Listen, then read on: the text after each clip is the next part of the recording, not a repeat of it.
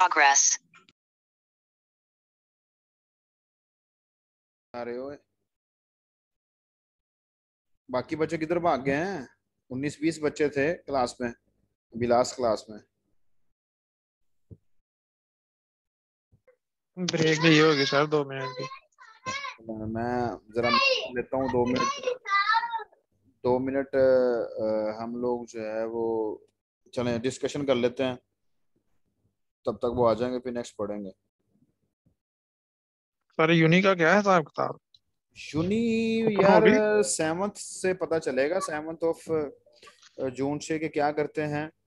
लेकिन मेरा ख्याल है, कन्फर्म नहीं है, मेरा ख्याल है कि स्टेप बाय स्टेप ओपन करेंगे यूनिवर्सिटी को। पहले फेज में ये जैसे एमएससी 4th है, बीएस 8th है, एमफिल के रिसर्च के स्टूडेंट्स हैं, पीएचडी के रिसर्च के स्टूडेंट्स हैं, इनको शायद अलाउ करेंगे। और फिर नेक्स्ट फेज में फिर वो आहिस्ता आहिस्ता मेरे ख्याल से करेंगे। होप्स हो कि अब जैसे आप लोगों को पता है कि एक गवर्नमेंट लेवल पे भी, इंटरनेशनल लेवल पे भी वैक्सीन का रोला बना हुआ है, मींस के वैक्सीनेशन हो रही हैं, तो डेफिनेटली अब ये साल जो है ये साल के बाद ओके हो जाएगा सारा कुछ।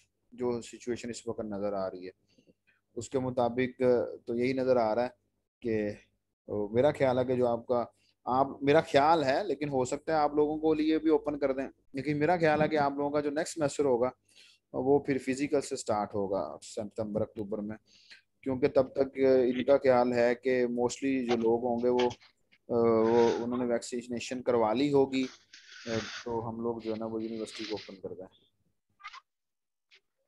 मतलब कि सर अभी हम इधर घर ही सोच। हाँ जी, अभी आप जो है वो मेरा ख्याल है, बाकी अभी हो सकता है अभी वो आप लोगों को बुला लें, एमएससी वालों को ना, 4th वालों को ना बुलाएं, 2nd वालों को बुला लें, ये भी तो पॉसिबल है ना। लेकिन वो ये तो जैसे लास्ट टाइम इन्होंने किया था, मैंने तो उस बेस पे आप लोगों को बताया कि हो सकता है कि एमएससी 4th को वो, बीएस 8th को, एमफिल 4th, और इसी तरह पीएचडी के जो स्टूडेंट्स हैं उनको बुलाएंगे। उसके बाद नेक्स्ट फेज में फिर आप लोगों को बुलाएंगे, इस तरह करेंगे शायद। Okay sir. एमएससी 4th में सिर्फ हमारा फाइनल ईयर प्रोजेक्ट होगा ना, सब्जेक्ट्स भी होते हैं? एमएससी 4th में बेटा आप लोग मेरे ख्याल से इस वक्त आपके जो सीनियर्स हैं वो एक वायरलेस का कोर्स पढ़ रहे हैं, और एक शायद वो सॉफ्टवेयर प्रोजेक्ट मैनेजमेंट का कोर्स, 2 या 3 कोर्सेज पढ़ेंगे, और साथ में थीसिस होगा, आपका प्रोजेक्ट नहीं होगा, आपको रिसर्च करनी पड़ेगी। ठीक है जी, तो इसीलिए आप अभी से माइंड बना लें कि आपने क्या रिसर्च करनी है और किस फील्ड में रिसर्च करनी है, कैसा टॉपिक है, और क्या आपने नई रिसर्च करके पाकिस्तान को या पाकिस्तान की सोसाइटी पे इम्पैक्ट देना है।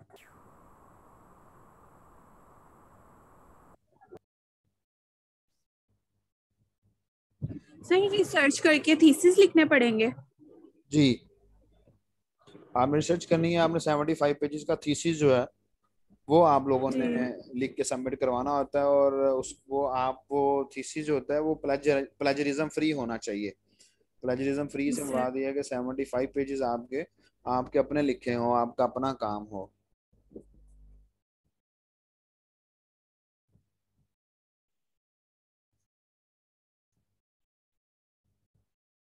ठीक है जी। जी सर। अच्छा, चलें जी, अब नेक्स्ट पढ़ें, फिर बाकी स्टूडेंट्स ने पता नहीं अब ज्वाइन करना है या नहीं करना। तो बेसिकली अब टास्क ये था कि एक वक्त में मल्टीपल प्रोसेसेस के साथ काम करना है, जैसे आजकल हम करते हैं। तो मल्टी प्रोग्रामिंग जो है उसका पर्पस तो यही था कि आप लोगों के पास के मल्टीपल प्रोग्राम्स एक वक्त में रन किए जाएं, लेकिन हुआ ये कि वो आप लोगों के पास एक वकील के तौर पे काम करने लग गया। वकील के तौर पे काम करने से मुराद ये है कि वो एक वक्त में सिर्फ एक केस को ही जाकर डिफेंड कर रहा था, एट द एंड बस सीपीयू के पास एक ही प्रोसेस जाता था, बाकी सारे बैकएंड में वेट करना शुरू कर देते थे, जिसकी वजह से मल्टी प्रोग्रामिंग जो है उसने ठीक से काम नहीं किया। अब मल्टी प्रोग्रामिंग के अंदर हमारे पास लिखा हुआ है बैच सिस्टम्स। बैच से आप जानते हैं कि बैच से क्या मुराद, जैसे आपके बारे में कहा जाता है जी कि 2020 का बैच है, 2022 का, 20 से लेकर 22 तक आपका बैच है। इसी तरह 19 से 21 वालों का एक बैच होगा। तो मतलब यूनिवर्सिटी के अंदर जिन बच्चों का एडमिशन जो है वो 2020 में हुआ है, उनके ऊपर एक तरह की पॉलिसी इंप्लीमेंट की जा सकती है कि वो एक बैच के स्टूडेंट्स हैं। इसी तरह बैच का मतलब होता है जो एक तरह के स्टूडेंट्स हैं, एक जैसे स्टूडेंट्स हैं, जिनके ऊपर एक तरह की पॉलिसी अप्लाई की जा सकती है। तो होता ये था कि बैच का मतलब ये था कि मल्टी प्रोग्रामिंग को इंप्लीमेंट करने के लिए इस तरह भी किया गया, ऐसा किया गया कि एक तरह के जो प्रोसेसेस है ना उनको इकट्ठा कर लिया जाए, उनका एक बैच बना लिया जाए। जैसा कि 3 टास्क जो है ना वो वर्ड से रिलेटेड थे, फॉर एग्जांपल 2 टास्क जो है वो डाउनलोडिंग से रिलेटेड थे, और 3 टास्क जो है वो आपके कह लें जी के मीडिया प्लेयर से रिलेटेड थे। तो हुआ ये कि एक जैसी जॉब्स को या एक जैसे प्रोसेसेस को इकट्ठा करके एक बैच बनाया गया, और वो बैच प्रोसेसर की तरफ सेंड कर दिया गया। जब वो बैच प्रोसेसर की तरफ सेंड किया गया तो इसका मतलब है कि 3 प्रोसेसेस एक प्रोसेसर के पास चले गए। लेकिन प्रोसेसर क्या करता था, प्रोसेसर उनमें से सिर्फ एक को चूज करता था, उसको पकड़ के एग्जीक्यूट करता था, बाकी 2 को वेट करना पड़ता था। अब देखने में ये हो रहा था कि 3 जॉब्स या 3 प्रोसेसेस जो हैं वो प्रोसेसर के पास गए हैं, लेकिन एट द एंड क्या हो रहा था, काम एक पर ही हो रहा था।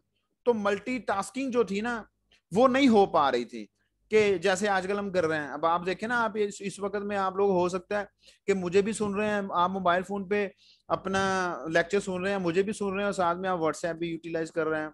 साथ में आप लोगों ने हो सकता है कि बैक एंड पे धीमी आवाज में आप लोगों ने अपना वो भी लगाया हो, सॉन्ग भी प्ले किया हो, सॉन्ग भी आप लोग ज्वाइन कर रहे हैं। ये तो डिफरेंट चीजें डिपेंड करती है ना, कि आप एक वक्त में मल्टीपल टास्क एग्जीक्यूट करवा रहे हैं। तो ये बेसिकली पर्पस था कि सीपीयू को ज्यादा से ज्यादा बिजी रखना है। तो सीपीयू, सारी सी बात है, एक बंदा ज्यादा से ज्यादा तभी बिजी होगा ना जब वो काम कर रहा होगा। ठीक है, आप ये तो नहीं कह सकते कि जी आपका जो साहब है वो सो रहा है और आप कहें वो तो बिजी है। और भाई सोना बिजी नहीं है। ठीक है, आप लोगों का शहरी यार जो है वो सुबह से बैठा हुआ टेलीविजन ही देखी जा रहा है, हम उसको कहते हैं कि वो जी बिजी है। नहीं भाई, ये बिजी होना नहीं है, बिजी होना है वो काम कर रहा है। ठीक है, तो काम आप लोग अपने सिस्टम को ऑन करके छोड़ दें, आप कहें जी वो तो डेस्कटॉप को सामने रख के बैठा हुआ है वो तो बिजी है। ऐसे नहीं, प्रोसेसर बिजी। प्रोसेसर की यूटिलाइजेशन देखनी है, अभी मैं दिखाता हूं आपको, शायद आप लोगों को नजर आ जाए। इस वक्त मेरे सिस्टम का जो प्रोसेसर है,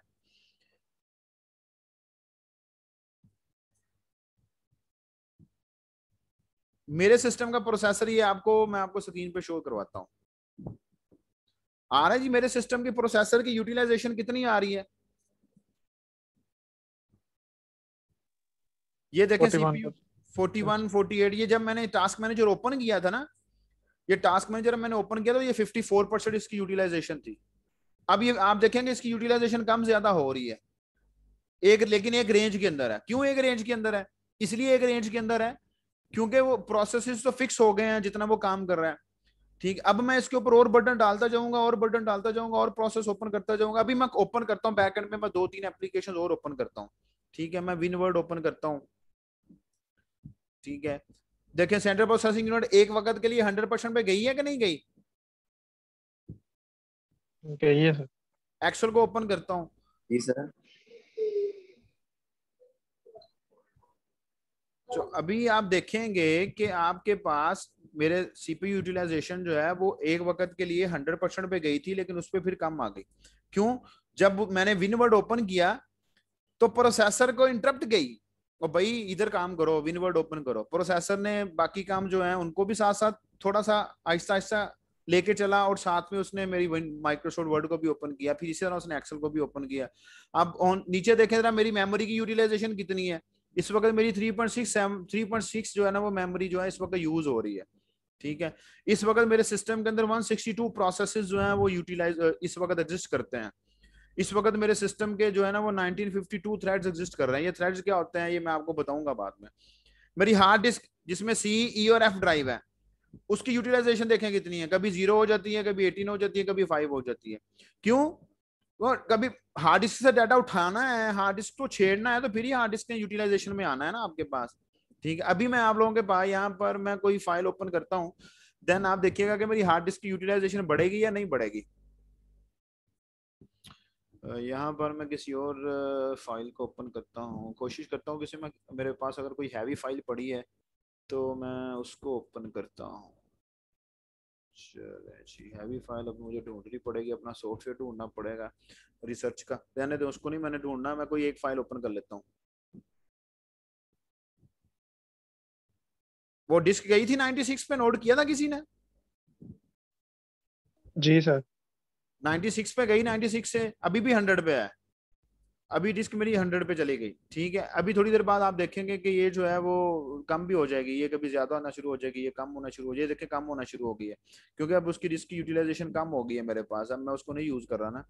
तो ये तो बेटा मतलब कि कोशिश ये थी कि आपके सीपीयू को ज्यादा से ज्यादा यूटिलाइजेशन में लेके आना है। और यहाँ पर आप देखें इसकी परफॉर्मेंसेज हैं। इस वक्त मेरे पास 9 एप्लीकेशंस ओपन है। मैंने जूम ओपन किया हुआ है, मैंने विंडोज एक्सप्लोरर ओपन किया हुआ है, टास्क मैनेजर ओपन किया हुआ है, Microsoft Word, PowerPoint, Excel, Chrome, Adobe Acrobat open किया हुआ है। ये मेरे बैकग्राउंड प्रोसेस हैं, 59 प्रोसेसेस मेरे बैकग्राउंड पे हैं, ठीक है, ये सारे के सारे। अब ना आप इनके बारे में जानते हैं ना ही मैं इनके बारे में जानता हूँ। मैं इनमें से कुछ के बारे में तो जानता हूँ, लेकिन इन अभी हम लोग फॉर द मोमेंट हम कह लेते हैं जी कि अभी हम नहीं जान रहे। यहाँ देखें सीपीयू यूटिलाइजेशन इस वक्त कितनी है, मेमोरी की यूटिलाइजेशन कितनी है, डिस्क की यूटिलाइजेशन कितनी है, नेटवर्क की यूटिलाइजेशन कितनी है, एंड सो ऑन। तो ये बेटा आप लोगों के पास कोई ऐसा पर्पस क्या था? पर्पस ये था कि आप लोगों के पास हमने अपने सेंट्रल प्रोसेसिंग यूनिट को जो है ना वो ज्यादा से ज्यादा यूज करना है। वापस चलते हैं, मेरे ख्याल से अब आप काफी हद तक मेरी बात को समझ गए होंगे, मल्टी प्रोग्रामिंग को। अच्छा जी, तो नेक्स्ट चलते हैं जी। This is multitasking, this is time sharing, जो कि आजकल हम लोग कर रहे हैं, ठीक है। टाइम को शेयर कर रहे हैं, टाइम को शेयर नहीं कर रहे। सेम टाइम में हम लोग डाउनलोड पे फाइल लगाई हुई है, सेम टाइम पे साथ साथ मैंने सोशल मीडिया भी ओपन किया हुआ है, सेम टाइम पे मैं क्लास भी पढ़ रहा हूँ। तो टाइम शेयर हो रहा है, ये नहीं हो रहा? हो रहा है। हो रहा है। तो हो रहा है सर। जी सर, मल्टी ऐसा ही है। मल्टीटास्किंग को हम टाइम शेयरिंग कहते हैं। मल्टीटास्किंग को हम टाइम शेयरिंग कहते हैं। तो इधर आप इसको थोड़ा सा पढ़ भी लें, देखें वो क्या कह रहा है। वो कह रहा है जी, logical extension of batch systems, the CPU switches jobs so frequently that users can interact with each job while it is running, creating interactive computing, ठीक है। मतलब कि एक जॉब से दूसरी जॉब में, दूसरी जॉब से तीसरी जॉब। अच्छा, मैं बिल्कुल बैकएंड बिल्कुल लो लेवल पे चला जाऊंगा ना, सीपीयू के बिल्कुल लो लेवल पे चला जाऊंगा। एक सीपीयू, ठीक है, एक नॉर्मल एक वक्त में एक ही काम करता है, लेकिन वो इतनी स्पीड के साथ स्विचिंग कर रहा होता है from one job to another job, इतनी स्पीड के साथ स्विचिंग कर रहा होता है कि हमें यूं लग रहा है जैसे हम सारे काम एक वक्त में कर रहे हैं। अब आप यहां पर देखें ना, वो क्या लिख रहा है। वो कह रहा है कि the CPU switches jobs so frequently that user can interact with each job while it is running, creating interactive computing, ठीक है। Mean switches, CPU switches jobs. ये स्विच कौन सा? स्विच का मतलब होता है movement from one place to another place, ठीक है। हम अपने घर में कहते हैं यार ये स्विच ऑन करके ना फैन चला दो, फैन ऑन कर दो, ये स्विच ऑन कर दो फैन का। भाई स्विच का क्या मतलब है? फैन कौन सी स्टेट में था? जीरो की स्टेट में था, बंद था, ऑफ की स्टेट में था। आपने उसकी स्टेट चेंज कर दी, आपने उसकी स्टेट चेंज कर दी, आपने उसको मूव कर दिया, उसकी स्टेट को मूव कर दिया from one place to another place. हम उसको कहते हैं यार वो हमारा दोस्त था, वो एचपीएल में था, वो वहां से स्विच कर गया है, वो फैसल बैंक में चला गया है। What does mean that switch? वो मूव कर गया ना वहां से। So your processor switches from one job to another job. There are so many jobs. You are listening me, you are listening your teacher. आप अपने टीचर को सुन रहे हैं, सेम टाइम पे आप अपने फाइल डाउनलोडिंग पे लगाई हुई है, सेम टाइम पे आप कोई और काम भी कर रहे हैं, सेम टाइम पे आपने अपनी बैकएंड पे असाइनमेंट भी ओपन की हुई है। दा लगता है जैसे थोड़ा सा टीचर चुप करते हैं तो आप वहां पर टाइप करना शुरू कर देते हैं, फिर आप इधर आ जाते हैं।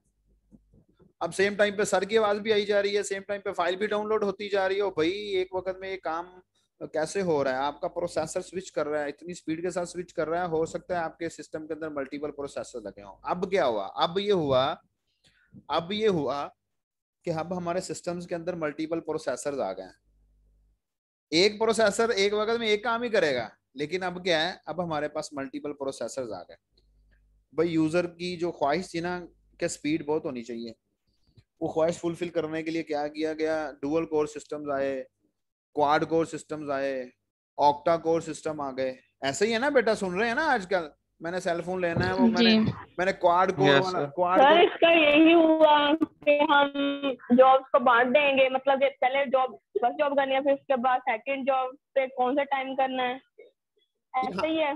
हाँ जी, हम तो नहीं ना कर रहे, ये प्रोसेसर कर रहा है। हम तो उसको दे देते हैं, हम उसको डबल क्लिक करके कहते हैं ये काम भी करो, डबल क्लिक करके कहते हैं ये काम भी करो, ये काम भी करो, ये काम भी करो। अब बैक एंड पे वो खुद ही डिसाइड कर लेता है कब मैंने ये काम करना है, कब मैंने ये काम करना है। अब हमें ये क्या लग रहा है, हमें ये लग रहा है कि एक वक्त में और सारे काम। सब प्रोसेस फिर टाइमिंग भी वही, मतलब कि टाइम भी वही डिसाइड करेगा कि बेटा अब कितना टाइम किसको देना है, किस जॉब को देना है। हाँ जी, ये देखे ना, दैट डिपेंड्स कि कौन सी जॉब कितनी इंपॉर्टेंट है। अब ये जो इस वक्त हम लोग काम कर रहे हैं जूम के ऊपर, ठीक है, ये रियल टाइम की एप्लीकेशन में आ रहा है, ये रियल टाइम की एप्लीकेशन में आ रहा है ना कि नहीं आ रहा। जी सर। इसको वो ज्यादा टाइम देगा, इसके ऊपर वो ज्यादा तवज्जो देगा, क्योंकि इसके अगेंस्ट अगर वो थोड़ा सा भी लूज करेगा तो हो सकता है मेरी आवाज आप लोगों तक ना पहुंचे। ठीक है, तो डिपेंडिंग ऑन द जॉब्स के जॉब की नेचर क्या है, जॉब कैसी है, प्रोसेस कैसा है, उसके अकॉर्डिंगली भी आपका प्रोसेसर जो है वो काम कर रहा था। अब हम लोग जो है वो दूसरी तरफ मूव कर रहे थे, क्या आजकल तो हमारे सिस्टम्स के अंदर जो है ना वो प्रोसेसर्स भी ज्यादा हो गए। अब प्रोसेसर्स भी ज्यादा हो गए हैं, फिर फर्दर प्रोसेसर्स के अंदर थ्रेड्स भी ज्यादा हो गए हैं। अभी जैसे अभी मैं आप वहां पर देख के आए थे थ्रेड्स, जो है मैं थ्रेड्स के बारे में हमारा पूरा चैप्टर है, लेकिन आगे जाके कहीं थ्रेड्स की बात आएगी वहां पर उसको डिस्कस करेंगे। अभी हम इस तरफ चले गए तो डिस्कशन और तरफ चले जानी है। अभी हम लोग 31st स्लाइड पे पहुंचे हैं, लेकिन आप लोगों को शायद पता हो, आप में से किसी को पता हो कि इवनिंग वाले तो मेरे ख्याल से ये चैप्टर 1 की स्लाइड्स खत्म करके तो चैप्टर 2 की भी शायद उन्होंने खत्म कर ली हो। इस वक्त हम लोग बहुत ज्यादा जो है वो डिस्कशन स्टार्ट कर देते हैं किसी एक टॉपिक पे। मैं भी सोच रहा हूँ कि जल्दी जल्दी से गुजार दिया करूँ ताकि जो है ना वो नहीं, सर समझ हमारा भी सर ऐसा ही आती है। मेरा काम आसान हो जाएगा। सर हमारे सेमेस्टर हमें टाइम कम थोड़ा मिल रहा है हमें। क्या क्या कह रही है? सर सर टाइम कहते हैं क्यों कि मिल रहा है सेमेस्टर थोड़ा? हाँ जी, एक आप फिर सेमेस्टर। फी बोलेंगे कि पूरी दें? अच्छा, पता नहीं क्या कही जा रही है, चलें खैर मुझे समझ नहीं आ रही ना, इसकी आवाज नहीं सही आ रही बेटा। चलें जी, तो नेक्स्ट देखें, कह रहा है कि response time should be less than 1 second. अब 1 सेकंड एक टाइम होता है, कितना शॉर्ट सा टाइम है हमारे लिए, हम कहते हैं 1 सेकंड तो बहुत छोटा टाइम है। वो कहता है रिस्पॉन्स टाइम उससे भी कम होना चाहिए, 1 सेकंड से भी कम होना चाहिए, मिली सेकंड में जाना चाहिए आप लोगों के पास रिस्पॉन्स टाइम जो है, एंड सो ऑन। तो ये रिस्पॉन्स टाइम कम होगा तो स्पीड मैटर करेगी ना, हमारे लिए स्पीड अच्छी आएगी, प्रोसेस ठीक से एग्जीक्यूट होंगे। Each user has at least 1 program executing in memory, जिसको प्रोसेस कह रहे हैं, आपकी जॉब है। If several jobs ready to run at the same time, CPU scheduling. CPU scheduling से क्या मुराद है? अभी आपकी आपकी क्लास वालों पूछ रही थी कि किस प्रोसेस को कब करना है, किसको कब नहीं करना। ये डिपेंड करता है आप लोगों के पास कि आप लोगों के पास सीपीयू स्केजुलिंग का एक मैकेनिज्म है। आप लोग जो एडीपी पढ़ के आए हुए हैं, और मेरे ख्याल से बीएससी वालों ने भी ऑपरेटिंग सिस्टम पढ़ा हुआ है, उन्होंने वहां पर सीपीयू स्केजुलिंग का पूरे का पूरा चैप्टर पढ़ा होगा, जिसमें उन्होंने सुना होगा first come first serve, shortest job first, और राउंड रॉबिन और priority based. In case in simple आप लोगों के पास आपको 4-5 टास्क दे दिए जाए ना बेटा, तो आप भी उसके लिए कोई स्केड्यूल बना लेते हैं, कोई प्लान कर लेते हैं कि मैंने पहले किसको करना है, बाद में किसको करना है, फिर किसको करना है, फिर किसको करना है। इसी तरह सीपीयू जो है ना वो भी प्लान करता है कि मैंने किसको करना है, किसको नहीं करना, किसको बाद में करना है, किसको पहले करना है, and so on. If processes don't fit in memory, swapping moves them in and out to run. अच्छा, समटाइम आपने कॉन्सेप्ट का नाम सुना है वर्चुअल मेमोरी का? सुना हुआ है कि नहीं? ये नीचे लिखा भी हुआ है। जी सर। जी सर। अच्छा, वर्चुअल मेमोरी क्या होती है? वर्चुअल का मतलब क्या होता है वैसे, बताएं मुझे वर्चुअल का। सर जैसे आप हमें जूम पे क्लास करवा रहे हैं, जैसे हम Zoom पे फिजिकल क्लास करवा रहे हैं। एग्जिस्टेंस हाँ जी, physical existence now. Physical existence ना हो, ऐसी चीजों को लॉजिकली एग्जिस्ट कर रही हो। अब जी सर। आपकी फिजिकल मेमोरी तो आपके सिस्टम के अंदर एक ही होती है, दैट इज रैम। लेकिन ये लॉजिकल मेमोरी कौन सी आ गई है?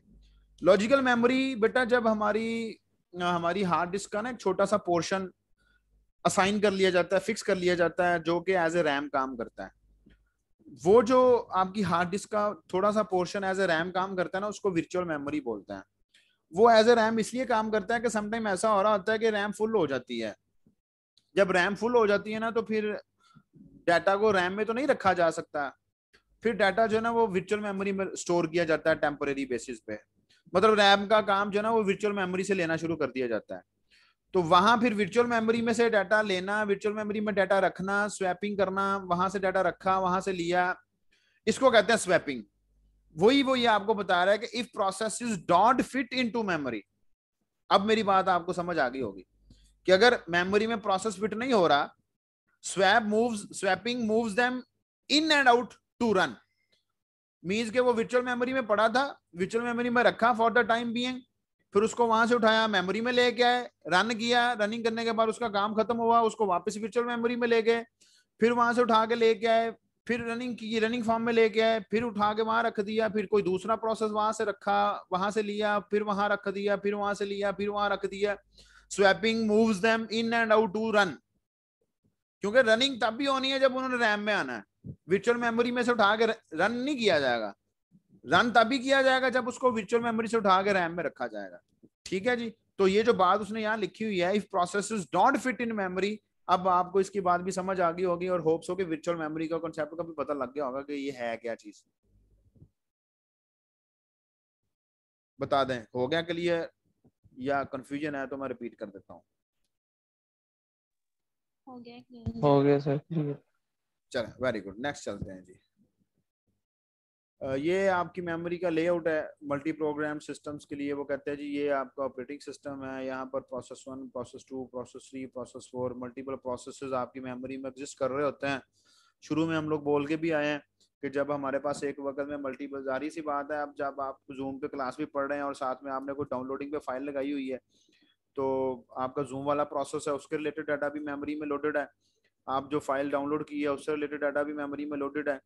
अब अगर आपने कोई बैकएंड पे वर्ड की फाइल ओपन की हुई है, उसके साथ भी आप कोई ना कोई काम कर रहे हैं, उसका डाटा भी, उसके रिलेटेड इंस्ट्रक्शंस जो हैं वो भी मेमोरी में लोडेड है। कोई और चौथा काम कर रहे हैं आप लोग, उससे रिलेटेड प्रोसेस, उसके रिलेटेड इंस्ट्रक्शंस, उससे रिलेटेड डाटा वो भी मेमोरी में लोडेड है। तो ये वो एक मेमोरी का लेआउट आप लोगों को जस्ट दिखाने की कोशिश कर रहा है कि कुछ एरिया होता है आपकी मेमोरी का जो कि ऑपरेटिंग सिस्टम की फाइल्स के लिए जरूरी होता है, वो ऑपरेटिंग सिस्टम ने ऑक्यूपाई किया होता है, और कुछ एरिया ऐसा होता है जिसके अंदर हमारे प्रोसेसर जो हैं वो पड़े होते हैं, प्रोसेस से रिलेटेड डाटा जो है, प्रोसेस से रिलेटेड जो इंस्ट्रक्शंस हैं वो पड़ी होती हैं, एंड सो ऑन। हमारे पास जो है वो ये सारा काम आहिस्ता आहिस्ता चल रहा होता है। नेक्स्ट है dual mode operation. Dual mode operation को एज सच हमारे कह लें जी के this is a part of your chapter 1, लेकिन ये आप ऐसा कह लें जी कि हम लोग इसको कह सकते हैं कि हमारे कोर्स का समहाउ हिस्सा नहीं है। तो लेकिन यहाँ हम लोग इसको पढ़ते हैं, इसको जानना जरूरी है, ये कोर्स का हिस्सा है। ये मैं इसको गलत अंडरस्टैंड कर रहा था, ये है कोर्स का हिस्सा। इसमें यूजर मोड और कर्नल मोड है। यूजर मोड ये जो आपके सामने इस वक्त है, यूजर मोड वो जो मेरे सामने इस वक्त है। आप जूम की एप्लीकेशन ओपन कर लेते हैं, जूम का इंटरफेस आपके सामने आ जाता है। मैं जूम की एप्लीकेशन ओपन कर लेता हूँ, जूम का इंटरफेस मेरे सामने आ जाता है। मैं अपनी मीटिंग्स की ऑप्शन में जाता हूँ, मीटिंग्स की ऑप्शन में जाके मेरे पास एक लिस्ट ऑफ मीटिंग्स आ जाती हैं जो मैंने बनाई होती हैं। वो लिस्ट ऑफ मीटिंग मेरे सामने आ जाती हैं। मैं उनमें से किसी एक मीटिंग पे क्लिक करता हूँ, वो मीटिंग स्टार्ट हो जाती है। ये सारा यूजर मोड है। बैकएंड पे आप लोगों के पास मेरे काम के अगेंस्ट बैकएंड पे जो भी काम हो रहा है वो सारे का सारा कर्नल मोड होगा, क्योंकि कर्नल काम करता है ना सारे के सारे। हम लोगों ने लास्ट टाइम डिस्कस किया था कि kernel is an engine, kernel सारे काम करता है। Kernel is an engine of your operating system, kernel ने काम करने हैं सारे के सारे। सो हमारे पास डुअल मोड ऑपरेशन से मुराद यह है कि dual mode operation allows operating system to protect itself and other system components. ठीक है जी, कि कोई प्रोसेस जो है किसी एक कंपोनेंट के साथ काम कर रहा है तो ये ना हो कि कोई दूसरा प्रोसेस आके उस कंपोनेंट के साथ छेड़खानी कर ले, या कोई दूसरा कंपोनेंट जो है वो डिस्टर्बेंस पैदा कर दे। ऐसा नहीं होना चाहिए। वो कहता है जी आप लोगों के पास जो है ये यूजर अपने मोड में रह के काम करता है, कर्नल अपने मोड में रह के काम करता है। यूजर ने अपने हिसाब से काम करना है, कर्नल ने अपने हिसाब से काम करना है। अब मोड बिट जो है वो क्या है? मोड बिट, मोड बिट से मुराद ये होता है कि this hardware is on, this hardware is not, this hardware is available, this hardware is not available. ये हार्डवेयर उसको दे दिया गया, ये हार्डवेयर उससे ले लिया गया। 0-1 की फॉर्म में आप लोगों के पास स्टेटस को चेक किया जाता है कि आइदर अगर ये इस हार्डवेयर के रिलेटेड बिट 1 है तो इसका मतलब है कि ये हार्डवेयर अवेलेबल है, अगर इस हार्डवेयर से रिलेटेड बिट 0 है तो इसका मतलब है कि हार्डवेयर अवेलेबल नहीं है। अभी इसको पढ़ लेते हैं कि ये क्या कह रहा है। कहता है जी provides ability to distinguish when system is running user code or kernel code. ठीक है जी, user code or kernel code को आपका प्रोसेसर। अब यूजर कोड और चीज है, कर्नल कोड और चीज है, मैंने दोनों को डिफाइन कर दिया आप लोगों के सामने। फिर वो कहता है when a user is running mode bit is user, when kernel code is running mode bit is kernel. आपका ऑपरेटिंग सिस्टम उसको कैसे पता चलेगा?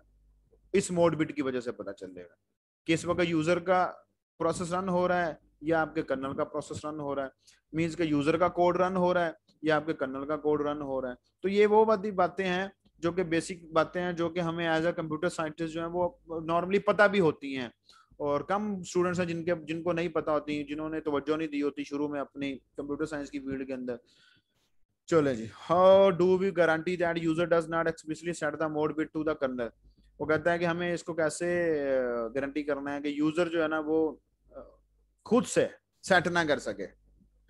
खुद से एक होता है ना इम्प्लिसिटली जो कि ऑटोमेटिकली होता है, एक होता है एक्सप्लिसिटली जो कि अब हमें करना पड़ता है, हम खुद से करते हैं। जैसे कि हम लोग टाइप कास्टिंग करके आ रहे थे, implicit type casting, explicit type casting and so on.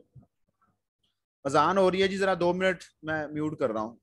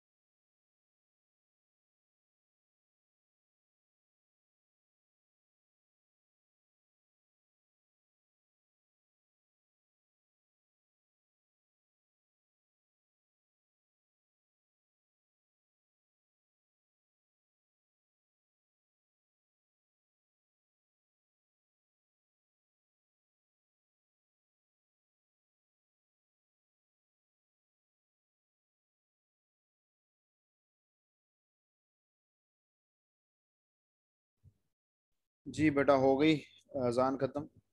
तो आपने जब तक ये हो रही थी, अजान हो रही थी, होप्स हो कि आपने ये 2-3 पॉइंट्स लिखे हैं जिनके बारे में हमें डिस्कस कर रहे हैं या डिस्कस कर लिया है या डिस्कस करना था, वो आपने पढ़ लिए होंगे। तो इनमें से अगर किसी को कोई प्रॉब्लम है तो पूछ लें मुझसे, मैं आपको बता देता हूँ। अदरवाइज फिर हम लोग जो है वो नेक्स्ट आगे मूव करते हैं। मेरा नहीं ख्याल कि आप लोगों को किसी को प्रॉब्लम होगा। ये बात सिर्फ एक देख लें कि कुछ इंस्ट्रक्शन ऐसी होती हैं जो कि प्रिविलेजेस इंस्ट्रक्शंस होती हैं, ओनली एग्जीक्यूटेबल इन कर्नल मोड। वो इंस्ट्रक्शंस आपके प्रोसेसर से या आपका जो प्रोसेसर है वो डिफाइन कर देता है। वो आपके सिस्टम लेवल के प्रोसेसेस होते हैं, उनकी कुछ इंस्ट्रक्शंस होती हैं जो कि आपका प्रोसेसर या आपका कह लें जी के with the help of the registers ये डिफाइन कर दिया जाता है कि ये हमारी जो इंस्ट्रक्शंस हैं ये प्रिविलेज्ड हैं, इनको सिर्फ और सिर्फ कर्नल मोड में ही हम लोगों ने एग्जीक्यूट करना है। नेक्स्ट मूव करते हैं जी। तो ये transition from user to kernel mode है। ये ऊपर उसने आपको यूज़र मोड बताया हुआ है, नीचे उसने आप लोगों के पास कर्नल मोड बताया हुआ है, डायग्रामेटिकली सिर्फ बता दिया। यहाँ से यूज़र प्रोसेस एग्जीक्यूट हो रहा है। और आपको याद है कि हम लोगों ने लास्ट टाइम डिस्कस किया था कि सिस्टम के अंदर जो कुछ भी होता है वो सिस्टम कॉल के थ्रू ही होता है। कोई भी काम करना है बैकएंड पे, उसके अगेंस्ट सिस्टम कॉल जनरेट होती है, फिर काम होता है। याद है आप लोगों को ये बात? जी सर। तो ये देखें क्या लिखा हुआ है, user process executing calls system call. System call फिर आपको ले जाती है कर्नल मोड में, सिस्टम कॉल एग्जीक्यूट होती है, फिर उसका जो भी आउटपुट आती है वो फिर आप लोगों के पास यहाँ पर आउटपुट आपको यूजर मोड में डिस्प्ले हो रही होती है। अब जब मैंने डबल क्लिक करके जूम ओपन करने की कोशिश की बैक एंड पे, उसके अगेंस्ट एक सिस्टम कॉल जनरेट हुई। सिस्टम कॉल ने एक ट्रैप, सॉफ्टवेयर ट्रैप जो है, सॉफ्टवेयर ट्रैप जिसको हम लोगों ने कहा था कि जो इंटरप्ट होती है सॉफ्टवेयर, वो एग्जिस्ट हुई, वो कॉल की गई, एक फंक्शन कॉल हुआ, उस फंक्शन ने अपना काम किया कर्नल लेवल पे अपना काम करते हुए। एट द एंड मुझे आउटपुट की फॉर्म में उसने क्या दे दिया, मुझे आउटपुट की फॉर्म में उसने जूम ओपन करके दे दिया। जूम जो है वो मेरे सामने चल रहा है, उसको मैं यूज़ कर रहा हूँ। अब मेरे सामने जो है वो यूज़र मोड पे काम हो रहा है। यूज़र मोड जो है दैट मीन्स के मोड बिट इज़ 1, क्योंकि यूज़र मोड 1 है। ये मैं आपको अभी यही बता के आ रहा था ना कि जब कौन सा मोड ऑन है उसके अगेंस्ट 1 है, कौन सा ऑन नहीं है उसके अगेंस्ट 0 है। नेक्स्ट टाइमर है। इसको, ये छोटी छोटी चीज़ें हैं, अब आपने इनको पढ़ लेना खुद से ही। यहाँ पर मैं आप लोगों के पास लास्ट 5 मिनट्स, इसके बाद जो है वो फिर नमाज पढ़ेंगे, और नमाज पढ़ने के बाद 2 बजे प्रोग्रामिंग की क्लास में आपके साथ ज्वाइन करेंगे। वैसे भी इस क्लास के मेरे ख्याल से 6 मिनट रह गए हैं। इतना टाइम रहता है ना इस क्लास का? जी सर।